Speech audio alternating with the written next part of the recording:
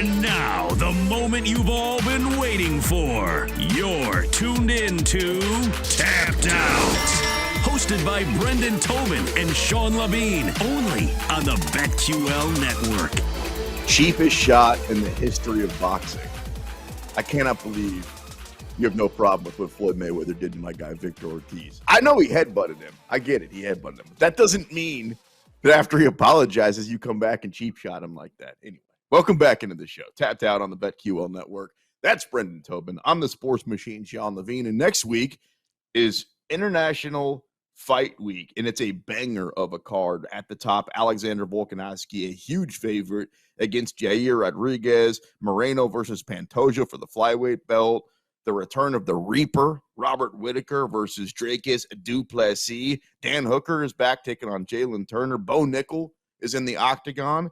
And the very first draft, the number one overall pick in our BMF draft last week by Brendan, Robbie Lawler for the final time graces the octagon. We'll get to all that coming up in a little while. But since it is International Fight Week, I thought, let's talk some international fighters and the chances that these guys become champions. I give you a name, and you tell me if you think they actually hold the belt one day. Let's start with Khamzat Chimaev. Honestly, if you would have asked me this question maybe a year ago, I would have said there's a chance that he's already holding on to the strap. We haven't seen him really in the past calendar year. Do you think Khamzat becomes champion? I'm kind of on the same page with you. I feel like a year ago, if you asked me this, I'd say absolutely. I don't even know what weight class he fights at, so it's kind of hard for me. Who am I putting him up against? Am I putting him against Leon Edwards? I don't know. I think we've seen a Leon Edwards who is pretty good at takedown defense. I think that, you know, we don't really know about Khamzat's 5-round gas tank quite yet. Put him up against Israel Adesanya. I certainly think Izzy's going to beat the holy hell out of him if he fought him. So I'm not sure, man. I'm going to go no as of right now for Khamzat. It is interesting that we've gotten to this point in his career, a guy that made his name off of fighting a lot on Fight Island. That was the whole thing. Look at this monster. He's beating everybody. He only needs a week off, and then he'll fight again. And now it's been this long, and the last time we saw him, you had the whole controversy where he missed weight. It just, yeah, who knows? It's tough to say if he's going to be champion because it's tough to say how active he's going to be.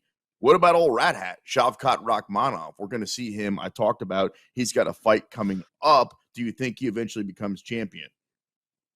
I do, and I really wish you'd stop disrespecting his traditional headwear. Okay, if it's not Rat, what is it? And I'm being 100% serious. What is it? Pretty sure. I think it's Fox, dude. I'm pretty sure. Fox? I think okay. You can even see the fox head on there. It's, you know, it's a beautiful thing that Shavkat's got on. I just don't think the guy's got a weakness, man. I mean, like, we watch this guy every single time he goes out there. He seems like he's just got something new, some new bag of tricks to show. I mean, you tell me what you think is going to hold this guy back from being champion of the world.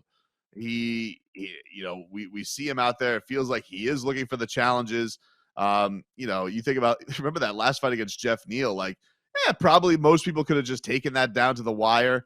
And even him, he was still going for the finish against Jeff Neal to go and find it. He's not just satisfied getting the win. I would like to see, you know, the competition step up a little bit more. You know, he's beaten Neil Magny, Jeff Neal the last couple times around, who are two tough guys for sure.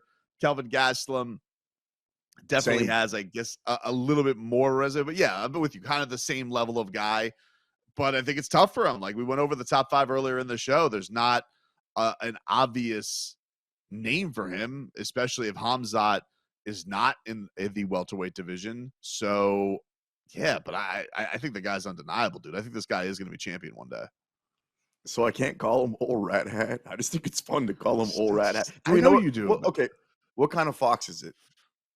Any idea? I'm gonna go. I'm gonna go gray. I think it's a gray fox because I don't think it's completely red. But I'm flying blind there. I'm not sure. Why don't you do this with Brendan Allen? Like, Brendan Allen, you know, that looks more of a rat hat than Shavkat's does. I think that might be an actual rat hat. And I'm not opposed to rat hats. Look, I'm not looking down on people that wear rat hats. What about Merab? He's hurt right now. He has a chance to fight for the belt right away. All he has to do is put his hand up, and they go, okay, you're next. Well, okay, now that we know that it's Sean O'Malley, maybe that's not true. But before that, he had his shot at the belt. It feels like Dana wanted him to fight Aljamain Sterling. Now that he's hurt, do you think Merab one day is champion? Yeah, especially with Aljo leaving.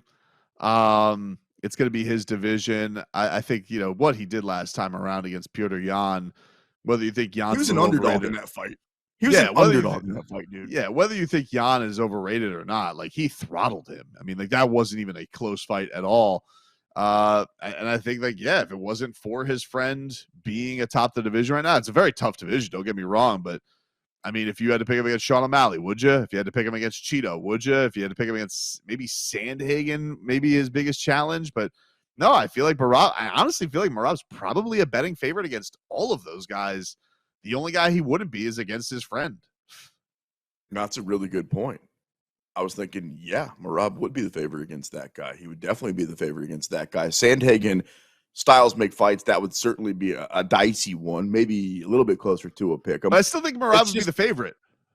I don't know, dude. Then why was Marab he was a huge underdog. I remember that morning. I texted producer Jake, and I was like, am I seeing this? What, right?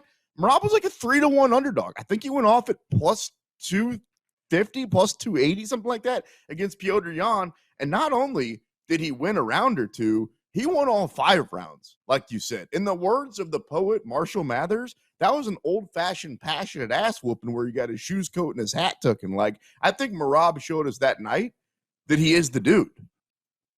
He is. He looks like the dude. And I think that, I think we have seen, though, Sean, with odds, sometimes it only takes one performance to really swing odds makers. And I think that the way that he won that fight against Jan, everybody knows, look, the situation right now, he'd obviously be the number 1 contender. Everybody really should thank him that he is such a good friend. Like Sean O'Malley should go, thank you, Marab, for being such a good friend. Corey Sandhagen, thank you, Marab, for being such a good friend. Like they should go up and shake Marab's hand. Now, obviously, Sean O'Malley won't do that because he had his jacket taken by him. And, what are you going to do? You're going to take the jacket from the machine? Obviously not. So, I mean, they should really just thank this guy for being the best friend ever and giving them the privilege of fighting his friend, because otherwise Marab could be fighting for the championship if he wanted to be. I think the best friend ever is Barry Bonds, old trainer that hid all of his secrets and went to prison for life just so he didn't have to tattletale on his boy Barry Bonds. Remember that guy, the Balco guy? But you're right. Marab is a really good friend. Did you see this week? I don't know if I'm stepping on a headline or not, but did you see Barry Bonds got his blue belt in BJJ? Wow. Yeah. How about weaving that in? Did he? Yeah. Yeah. He got his he's been taking Brazilian Jiu-Jitsu. He got his blue belt this week. Is that like a white belt on steroids that we gave him because he's Barry Bonds, a blue belt? I don't know, dude. You know what? Maybe, you know what? Have him fight Zuckerberg. I'd rather watch that. I'd rather watch the home run king go up against the head of Facebook. Tell me, what's a better fight? Barry Bonds against Zuckerberg or Elon Musk? How about Barry Bonds versus Zuckerberg and Elon Musk? Handicap match. Have the 2 billionaires fight the home run king. Now we're talking.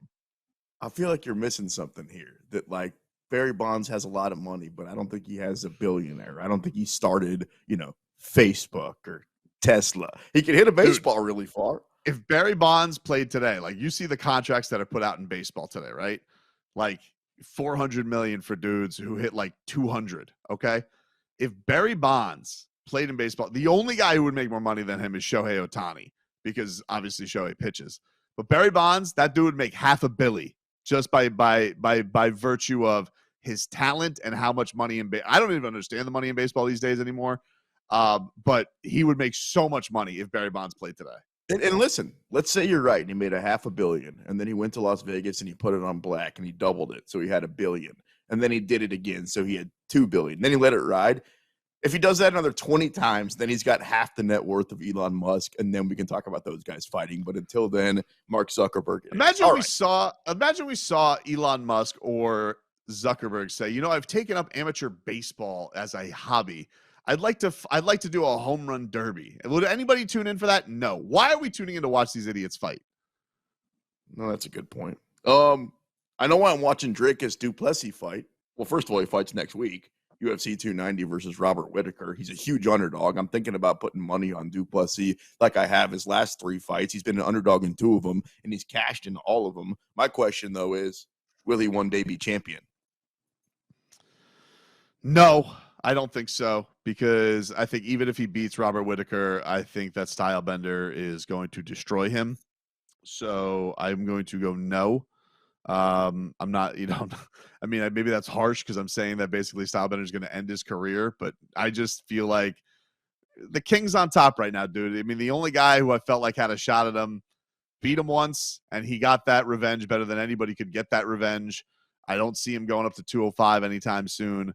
So no, I'm gonna say Dricus does not become champion. What about you? All right, we got a couple of minutes left, so we're gonna kind of fly through these. Sergey Pavlovich, who's been knocking out everybody early on, do you think he's gonna be champion? Yeah, I do. I think that guy is going to be champion. I don't know if he's going to be John Jones, because I think John Jones is going to hightail it out of there before he has to face him. But yeah, that guy is basically Russian Francis. He's so scary. It's crazy that we think John Jones is going to get out of there, not because he's scared, because he doesn't want anything to do with this guy who's likely to beat him. At least has a really good chance, but doesn't have the name recognition. I agree with you there, though. Song Yadong, does he ever hold the strap? No, I don't think so. I'm gonna go no for Song.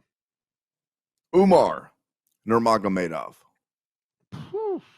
No, and then he's gonna be disowned from the Nurmagomedov family. Is that what happens? You lose and they're just know. You're out? That'd be very harsh if that happens. Like, you're not invited to Christmas. I hope that's not what happened. Well, I guess, or whatever. But whatever family holiday the Nurmagomedovs gather for. But it's I don't think that you get banned. But he maybe has to fight another bear at the family reunion. There you go. You worked your way back into good graces. Magomed Ankalaev, does he become champion? Yeah, I think so. I think that he could get that done for sure. This one's for producer Jake, even though this guy's coming off of a loss. Rafael Fiziev. Love Rafael Fiziev for sure. I do think that he showed that he has some things that he has to get past. Very tough weight class to become champion at, for sure. But I think we've seen, even with Justin Gaethje, like, you could bounce your way back and get into that championship picture again. That was just his first experience. I think that he could definitely get back into that. So I'm going to say yes. One day Fiziev is champion. Quick, yes or no? Yan Xiaonan. No. I think you're wrong. That's Brendan Tobin. I'm the Sports Machine. Coming up next, we keep talking fighting. Keep it right here. You're locked into the BetQL Network.